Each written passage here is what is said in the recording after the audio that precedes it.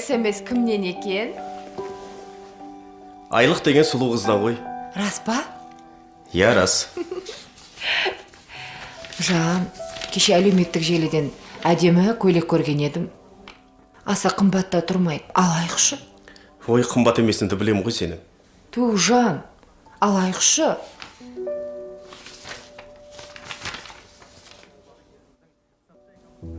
Сен көйлегіңді қоя тұр. Ағайын туыстарымды сағындым. Ет асып дастархан жайсаңшы. Мен оларға қоңырау шалып шақыра берейін. Бас қосып алғалы біраз болып еді. Мейлі, келе берсін. Құдай қаласа бір мәнісі болар. Азында ерте тұруым керек еді. Жатайын.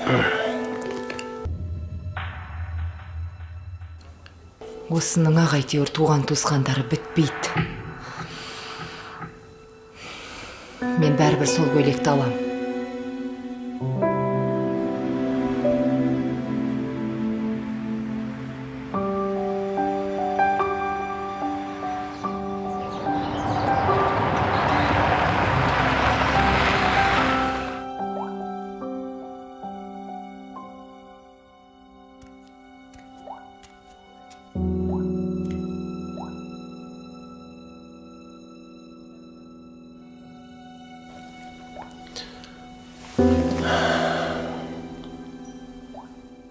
Қонақтарға дастархан дайын ба? Туыстар кәскеп қалады. Ештен әзірлеген жоқпын. Бөтен емес, жақындарыңыз ғой. Үйде не бар, соны жей салады да.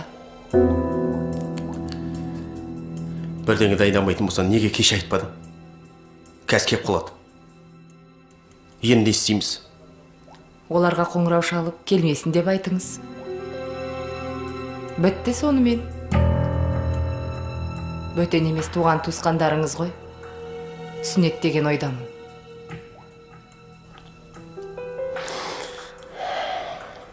Саған сөзімді қор қылғым келмейді. Алла кешірсін сені.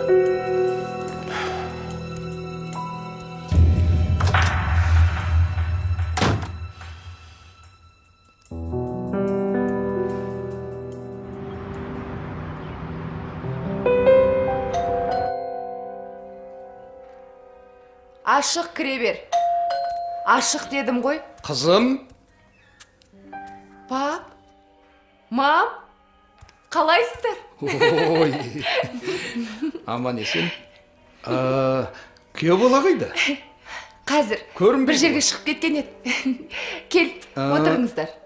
Мынаны қоя сал.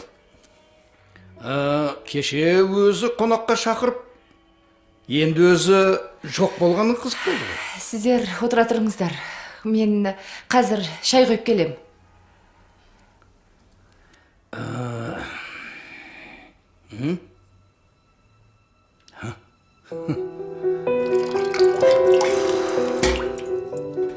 Үйдегі барымен жақындарымды күте алмаймын.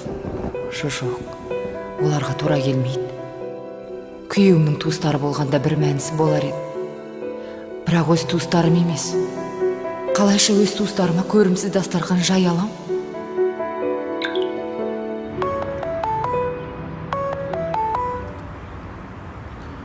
Да. Алло. Неге үйге менің туыстарымды шақырғаныңызды айтпадыңыз? Сен туыстарым мен менің туыстарымның екеуінің не айырмашылығы бар? Өтінем сізден. Дастарханға қоятын үйде ештеңе жоқ. Ештеңе даярлаған жоқпын. Дайын тамақ сатып ала келіңізші. Мен қазір үйден ұзақтамын. Сосын олар бөтен емес. Сенің туыстарың. Менің туыстарыма бермекші болған үйдегі бар нәрсемен оларды да қонақ ет. Бұл саған өмірлік сабақ болсын. Менің де туыстарымды құрметтеуді үйрет.